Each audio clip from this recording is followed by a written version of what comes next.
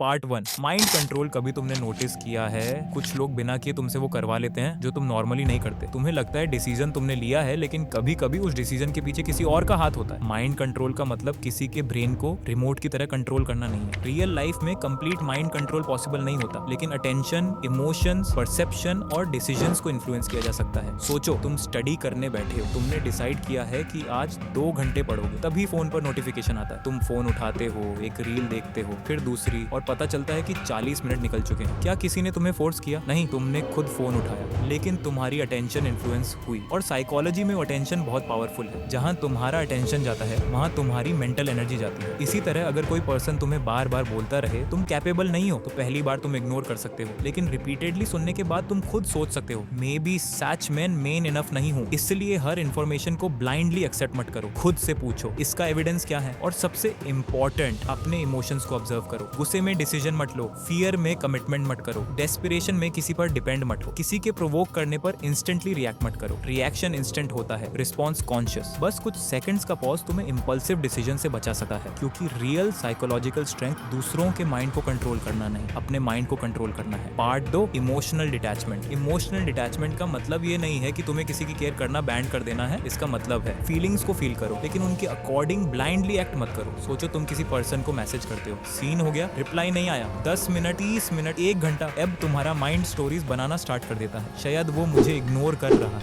शायद उसको मेरी परवाह नहीं, शायद वो किसी और से बात कर रहा है। लेकिन एक्चुअल फैक्ट क्या है? सिर्फ इतना कि रिप्लाई नहीं आया, बाकी सब तुम्हारी असम्पशंस हैं। और प्रॉब्लम तब स्टार्ट होती है जब हम असम्पशंस को रियलिटी समझने लगे हैं। इसलिए इमोशनली स्ट्रॉन्ग पर्सन एक सिंपल रूल फॉलो करता है, फैक्ट्स और फीलिंग्स को सेपरेट करो। कोई तुम्हें रिजेक्ट करता है, तुम हर्ट हो सकते हो, लेकिन रिजेक्शन का मतलब ये नहीं कि तुम वर्थलेस हो। कोई तुम्हें इग्नोर करे तो तुम्हें बुरा लग सकता है, लेकिन इसका मतलब ये नहीं कि तुम्हारी वैल्यू कम हो गई। कोई तुम्हें क्रिटिसाइज करता है, तुम अनकंफर्टेबल हो सकते हो, लेकिन क्रिटिसिज्म को ऑटोमेटिकली ट्रुथ मत समझो। तुम्हारी इमोशनल स्टेबिलिटी किसी और के रिप्लाई, अटेंशन या अप्रूवल पर डिपेंड नहीं होनी चाहिए, क्योंकि जिस मोमेंट तुम्हारा मूड किसी और के बिहेवियर से कंप्लीटली कंट्रोल होने लगे, तुम्हारी इमोशनल रिमोट तुम्हारे हाथ में नहीं रहती। इमोशनल डिटैचमेंट का रियल मीनिंग है, I care but I don't lose myself. तुम किसी को लव कर सकते हो, लेकिन अपनी आइडेंटिटी लूज किए बिना। तुम किसी की केयर कर सकते हो, लेकिन अपनी बाउंड्रीज तोड़े बिना। और तुम किसी को इंपॉर्टेंस दे सकते हो, लेकिन अपनी सेल्फ रिस्पेक्ट सैक्रिफाइस किए बिना। याद रखो, अटैचमेंट वीकनेस नहीं है, अनकंट्रोल्ड अटैचमेंट वीकनेस बन सकती है। और जब तुम अपनी इमोशंस को ऑब्जर्व करना सीख जाते हो, तब दूसरों के बिहेवियर का कंट्रोल तुम्हारे माइंड पर ग्रेजुअली कम होने लगता है। Part 3, decision making. तुम्हारी लाइफ में जो कुछ भी हो रहा है उसके पीछे तुम्हारे डिसीजंस का बहुत बड़ा रोल है। तुम किस पर्सन के साथ टाइम स्पेंड करते हो, किस हैबिट को कंटिन्यू करते हो, किस अपॉर्चुनिटी को एक्सेप्ट करते हो और किस चीज को इग्नोर करते हो, ये सब तुम्हारी फ्यूचर लाइफ को शेप करता है। लेकिन प्रॉब्लम ये है कि हम अक्सर डिसीजंस लॉजिक से नहीं, इमोशन से लेते हैं। जब तुम एंग्री होते हो, तुम ऐसा मैसेज भेज सकते हो जिसे बाद में रिग्रेट करो। जब तुम डेस्परेट होते हो, तुम रॉन्ग पर्सन पर ट्रस्ट कर सकते हो। और जब तुम बहुत एक्साइटेड होते हो, तुम बिना सोचे कमिटमेंट कर सकते हो। इसीलिए इंपॉर्टेंट डिसीजन लेने से पहले एक सिंपल रूल फॉलो करो, never make a permanent decision in a temporary emotional state. अगर तुम एंग्री हो, पॉज। अगर तुम हर्ट हो, पॉज। अगर एक्सट्रीमली एक्साइटेड हो, तब भी पॉज। खुद से 3 क्वेश्चंस पूछो। पहला, मैं ये डिसीजन एक्चुअली क्यों ले रहा हूँ? क्या ये मेरी चॉइस है या किसी का प्रेशर? दूसरा, इस डिसीजन का लॉन्ग टर्म रिजल्ट क्या हो सकता है? क्योंकि कुछ डिसीजन शॉर्ट टर्म में अमेजिंग फील होते हैं, लेकिन लॉन्ग टर्म में प्रॉब्लम्स क्रिएट कर देते हैं। तीसरा, क्या मैं ये डिसीजन कल भी लूंगा? अगर आंसर क्लियर नहीं है तो थोड़ा टाइम लो। डिसीजन मेकिंग का मतलब हर सिचुएशन में परफेक्ट डिसीजन लेना नहीं है। परफेक्ट इन्फॉर्मेशन कभी नहीं मिलती। रियल स्किल ये है कि